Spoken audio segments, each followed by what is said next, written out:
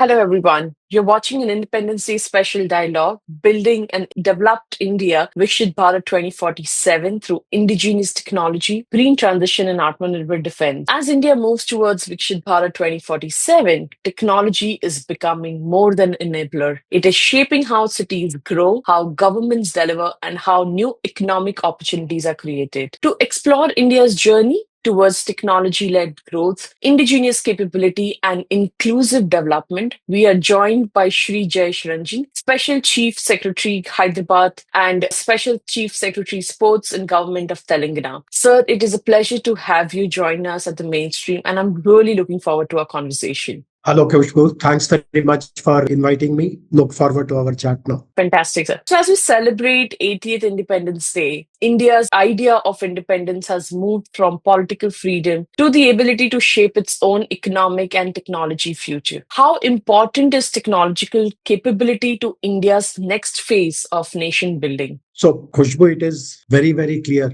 looking at evidence from the world over that technology can be the enabler to bring all kinds of changes in our lives. In fact, I remember 2 decades ago, there were certain challenges that humankind would face, which would be considered as not solvable in our own lifetime. We would imagine that at least in this generation, we won't see an end to this problem. But we don't feel the same about anything today. The power of technology has moved in so immensely. In India, advantage is that we have a very strong technology hardware, the backbone. Some of the best minds are there who are solving global problems across the world. And we also have a very focused government, both at the federal level and at states, at least many of the states who also understand the power of technology. So it's only a matter of time and also a little bit of effort of putting everything together. Because one special thing about India is that the scale is huge. Right. Even if you find something as a solution and till you try it out, it may look good. But the moment you look at a different scale altogether, where it is magnified 100 times, 1,000 times, certain new dimensions come in and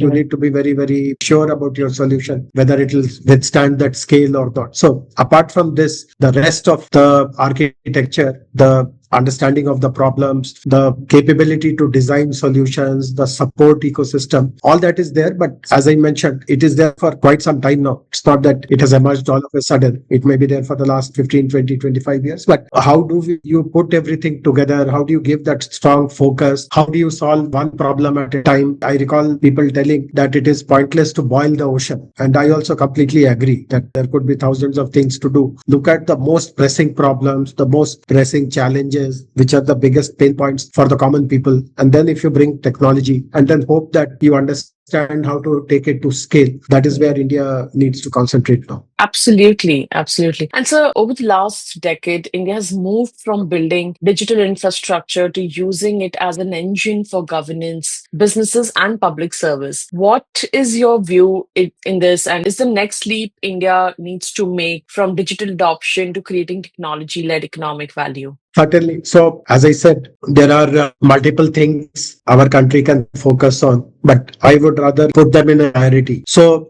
my first priority focus area would be to identify what are the challenges which a very ordinary common citizen of the country faces. Imagine you are a farmer, that too a small farmer whose land holdings are in some rural remote pocket of the country. Now the life that you lead is obviously very different from the life, let us say, someone else who is a professional, who lives in a city, who is far more educated, who has more access to technology. His life and your life are very, very different. And it would be the same anywhere in the world. But can we still ensure that the person who is in a disadvantaged position locationally, in terms of his education, in terms of his livelihood options, his life is also improved, it is also enabled using technology, and certain basic issues, fundamental issues, for example, a good quality education for his child, good quality healthcare for anyone in his family, good skilling opportunities for young members in his family. If he's a small farmer, the best way to maximize his returns using agriculture, at least least can we deliver all this package to him or not? We are able to do so. How do we do? Who takes that responsibility? Who teaches him on how to use this technology? How to make this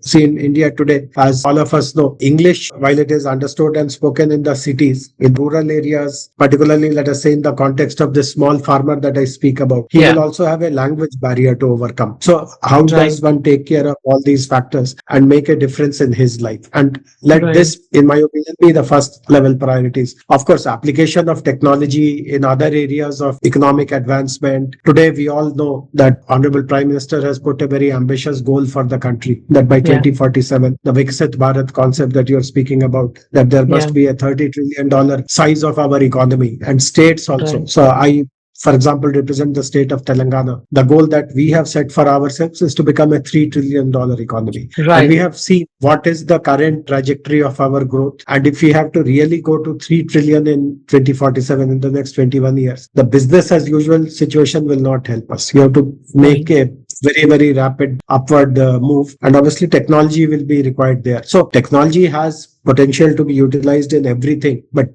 if I were the decision maker, my first preference would be to address the challenges a common person faces. Yeah, absolutely. And so we often talk about Atmanirbhar Bharat in terms of manufacturing and indigenous products. Could the next frontier of self-reliance actually be our ability to build intellectual property, deep tech capabilities, and globally competitive technology companies from India? So, Khushbu, so there are two views about it. In fact, I have also attended a large number of technology conferences, Yes. discussions in think tanks. I was a member of a joint task force, Okay. Indo-US task force, to look at responsible use of AI, and various other global forums, including World Economic Forums, Network on AI, etc., etc. So two comments are made about India. One is that in terms of IP creation, in terms of developing new deep tech solutions, deep tech products, etc., there are many people who are realistic about it. Not that they are undermining India's capability, but in a realistic way, they tell us that we should not join that race.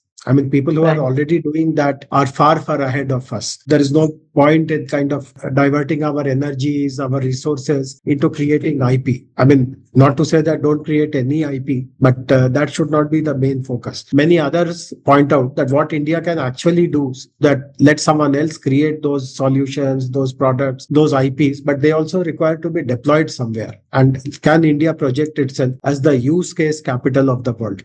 In fact, some of the most eminent thinkers, I've heard them say that if you can solve a problem in India, you can possibly solve that problem anywhere in the world. So can Right. India position itself as the use case capital? And even in AI task force that I mentioned about, where I was a member, the kind of exchange there was about how India and US can collaborate. And US, of course, is one of the most advanced countries when it comes to creating IP. And in that task Right. force also, a similar view was eventually recommended that let us not compete against the US or China or some of the other countries in developing IPs, because they are way ahead of us in that race. It's not a level playing field anymore. Had we done that maybe 10 years ago, 15 years ago, possibly we would have been similarly placed. But there is no point in joining this race at this late stage and hoping that some miracle will happen. But again, how do you ensure that all these solutions are deployed? And to deploy also, you require a very large ecosystem, which possibly is very much available in India and can be created in a very short period of time at a very little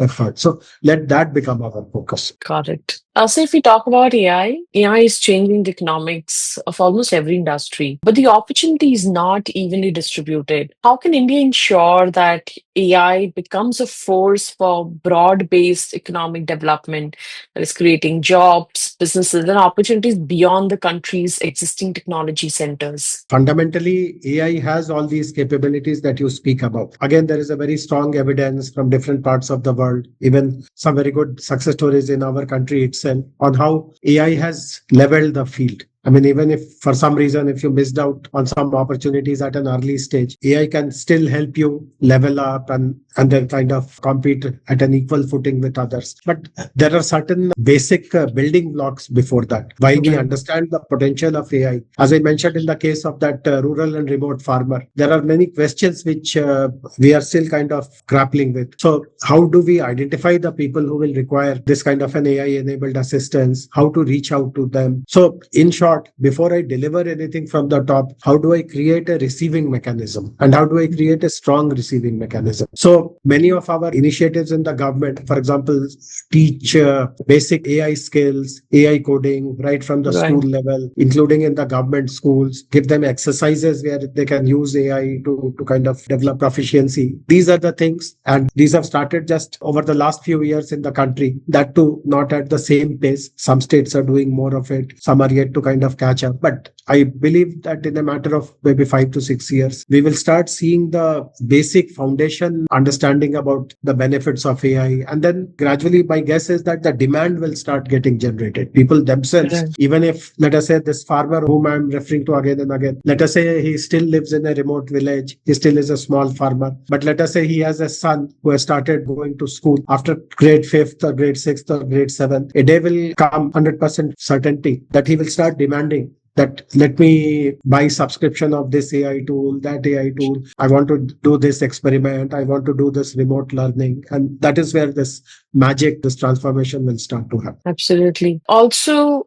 a developed India cannot just be defined by the number of technology companies it produces or the size of its digital economy. It'll be great that we ensure technology-led growth translates into better public service, stronger livelihoods, and greater opportunity for citizens across different regions and communities. So, your thoughts on the same? So, what you're absolutely right. And this is one of my priority areas also. I'm in a role currently where I look after the Hyderabad metropolitan area. I'm the administrator for about 2,000 square kilometers of area, which comprise of three municipal corporations, the water board, the sewerage and sanitation institution, the metro rail, the planning authority, the old city development authority, and so on and so forth. So about 10 institutions are part of my umbrella. And over the last 3 4 months, one exercise which I'm doing is to check out what are the services which each of these 10 institutions offer to the people, or offer to a common person, and to Right. what extent are we using technology to improve our efficiency and also improve our outreach. And I found that almost there are 200 plus services that we offer between all these institutions that I speak about, which I supervise. And the usage of technology, I won't say that it is not there at all, but much more can be done. Let's put it this way. I mean, Hyderabad has been an important center for tech. So I won't say that no technology is used, but one can see much more opportunity to improve the technology enablement. And that is what I'm doing. In fact, I've Right. constituted a small team which is identifying what are the services, what are the areas where technologies can be used, who will provide that technology, can we conduct hackathon, grand Mm. challenges to identify providers of technologies, can we include students, startups, academic institutions. So what I am currently doing is exactly to answer your question, that one of the best things as service providers we can do is to improve the ease of living, as Honorable Yeah. Prime Minister keeps talking about, that while ease of doing business, etc., is important, for a citizen, ease of living is equally important. And obviously, as I see it happening before my eyes literally every day, technology has a big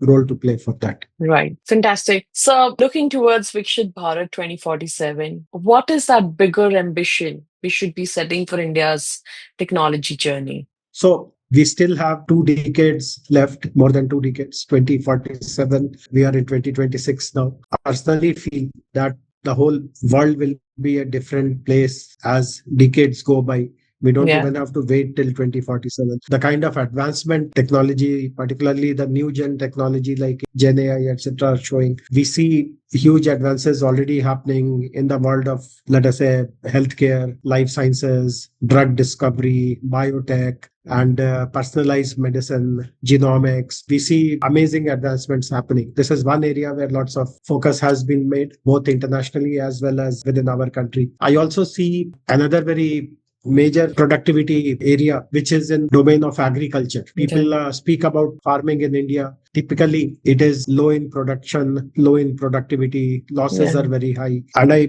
know that lots of initial efforts have started. I myself was involved in many such initiatives in Telangana in my earlier role. So agriculture is one other domain where I will see huge impacts getting created, huge changes happening because of technology. These are just to give two examples, but there'll be many more domains which will be conquered using frontier technologies. Absolutely. Great conversation with you, sir, once again at the mainstream. And thank you so much for joining us on this special dialogue series and really valuable insights. Thank you so much. Thanks very much, Khushbu. Look forward to our future conversations. Good wishes. Absolutely. Thank you so much, sir. Bye.